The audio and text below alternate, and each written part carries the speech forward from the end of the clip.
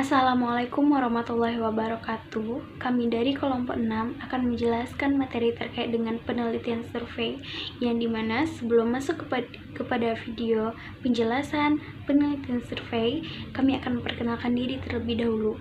Yang pertama yaitu saya sendiri sebagai moderator. Perkenalkan, saya Zakia Syifa dengan NIM 2302211. Lalu ada rekan saya, Rahmadianti, Tisa Putri Maharani, Wilia Jana Rizka Rahayu, dan Yusela Yusalianade. Baiklah, sekian perkenalan diri dari kelompok 6. Langsung saja masuk kepada video. Selamat menyaksikan. Saya Zakia Syifa dengan NIM 2302211. Di sini akan menjelaskan materi terkait dengan pengertian penelitian survei. Secara etimologi, kata survei berasal dari bahasa Latin yang terdiri dari dua suku kata, yakni sur yang berasal dari kata super yang berarti di atas atau melampaui, sedangkan suku kata ve berasal dari kata videre yang berarti melihat. Jadi survei berarti melihat di atas atau melampaui. Hal tersebut dijelaskan oleh Lidi pada tahun 1980 dalam Irwan Soeharto pada tahun 2000 halaman 53. Umumnya pengertian survei dibatasi pada pengertian survei sampel di mana informasi dikumpulkan dari sebagian populasi atau sampel untuk mewakili seluruh populasi. Nah, ada 3 karakteristik pokok pada metode survei. Yang pertama, data informasi dikumpulkan dari kelompok besar orang dengan tujuan mendeskripsikan berbagai aspek dan karakter seperti pengetahuan, sikap, kepercayaan, kemampuan dari populasi.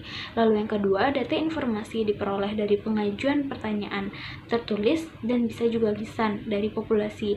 Lalu yang ketiga, data informasi diperoleh dari sampel bukan dari populasi. Hal tersebut dijelaskan oleh Nana Syaudih Sukumadinata. Nah, berdasarkan pendapat para ahli di atas, maka dapat diambil kesimpulan bahwa penelitian survei adalah metode penelitian yang mengkaji populasi yang besar dengan menggunakan metode sampel yang memiliki tujuan untuk mengetahui perilaku, karakteristik, dan membuat deskripsi serta generalisasi yang ada dalam populasi tersebut. Sedangkan dalam Journal of Education volume 1 isu 2 tahun 2021 oleh Maidiana menurut Frankel dan Wallen pada tahun 1993, penelitian survei merupakan penelitian dengan mengumpulkan informasi dari suatu sampel dengan menanyakannya melalui angket atau wawancara untuk menggambarkan berbagai aspek dalam suatu populasi. Penelitian survei dalam pendidikan digunakan untuk menghimpun data tentang siswa, seperti tentang sikap, minat, kebiasaan, cita-cita, dan lain sebagainya. Penggunaan metode penelitian ini karena beberapa hal. Yang pertama, survei bersifat serbaguna atau versatility, dapat digunakan untuk menghimpun data hampir di setiap bidang dan permasalahan.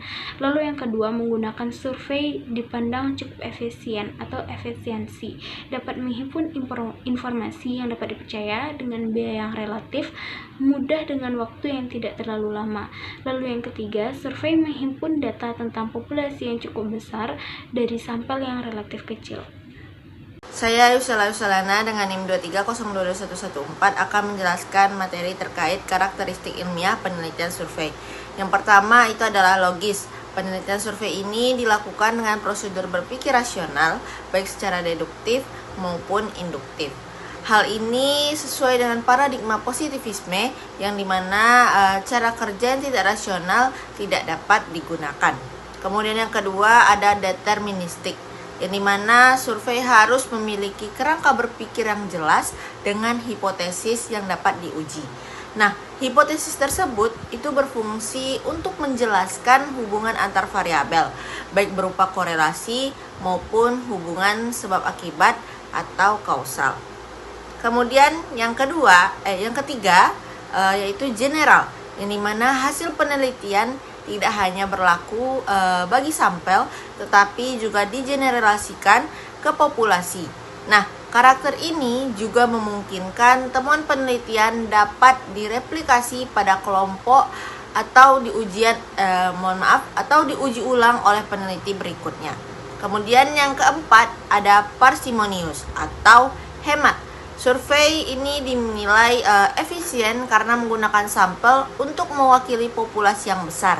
Selain itu, penelitian dapat menyederhanakan fenomena yang kompleks melalui model hubungan antar variabel, serta analisis data lebih cepat dengan bantuan komputer.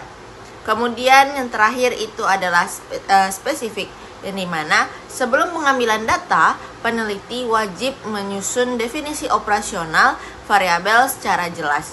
Nah, instrumen penelitian juga harus terjamin validitasnya, sehingga data yang diperoleh akurat dan dapat dipertanggungjawabkan. Perkenalkan, nama saya Melia Janehanis Parayu dengan NIM 23022036. Di sini saya akan menjelaskan materi yang ketiga terkait tujuan penelitian survei. Terdapat 3 tujuan dari menurut para ahli. Yang pertama yaitu menurut Soeharto.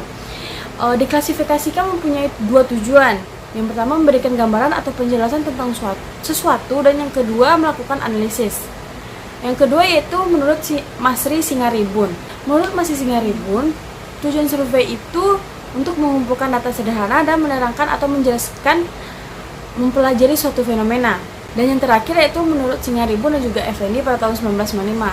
Mereka mengatakan maksud dan tujuan survei itu untuk penjajakan, deskriptif, penjelasan, hingga evaluasi.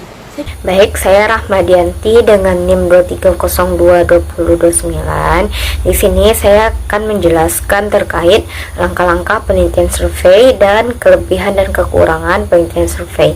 Yang pertama itu langkah-langkah penelitian survei, di mana ada beberapa langkah-langkah penelitian survei, yaitu menentukan permasalahan, menentukan tujuan penelitian, menentukan tipe survei, lalu menentukan sampel desain, lalu menentukan besarnya sampel, lalu membuat pertanyaan dan memilih alat tes apa yang akan digunakan. Selanjutnya menentukan bentuk data collection sesuai definisi konseptual alat penelitian. Selanjutnya memproses data, lalu melakukan analisis data, dan terakhir yaitu pembahasan hasil. Selanjutnya materi kelebihan dan kekurangan penelitian survei. Ada beberapa kelebihan penelitian survei. Yang pertama itu penelitian survei merupakan cara yang efektif serta efisien dalam mengumpulkan informasi. Yang kedua, pengambilan sampel survei memungkinkan guna untuk secara akurat.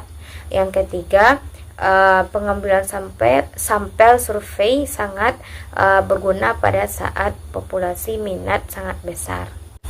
Selanjutnya, kekurangan penelitian survei. Ada beberapa kekurangan penelitian survei. Yang pertama itu survei tidak mengizinkan peneliti untuk mengembangkan pemahaman yang mendalam.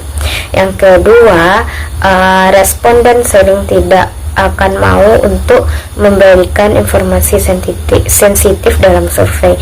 Yang ketiga, masalah yang terjadi dalam penelitian survei yaitu mengenai rendahnya minat responden. Saya Tisa Putri Maharani dengan NIM 23022103 akan menjelaskan materi mengenai metode penelitian survei. Yang pertama itu adalah survei eksploratif. Survei eksploratif dilakukan ketika penelitian masih berada pada tahap awal dalam memahami suatu fenomena atau masalah.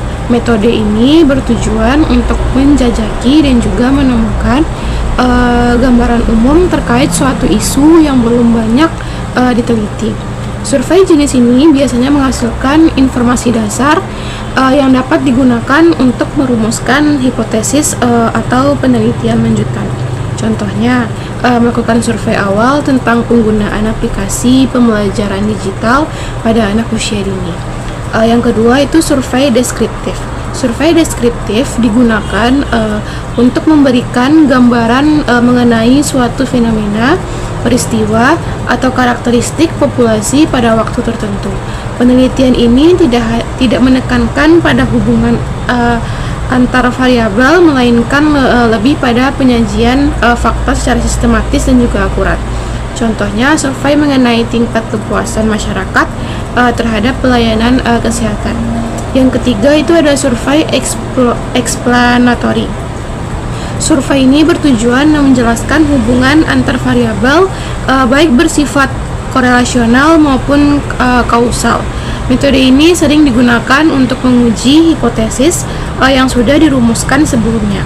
Data yang diperoleh biasanya dianalisis menggunakan metode statistik inferensial.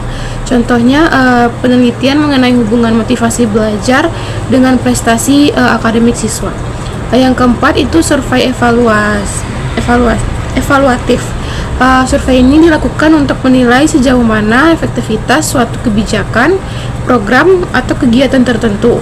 Penelitian ini tidak hanya menggambarkan fenomena, tetapi juga memberikan masukan yang berguna untuk perbaikan atau pengembangan di masa depan. Contohnya, survei evaluasi program bantuan pendidikan bagi keluarga yang kurang mampu. Baiklah, sekian materi dari saya kembalikan kepada moderator. Sekian pemaparan penjelasan materi terkait dengan penelitian survei oleh kelompok 6. Terima kasih telah menonton. Bye-bye.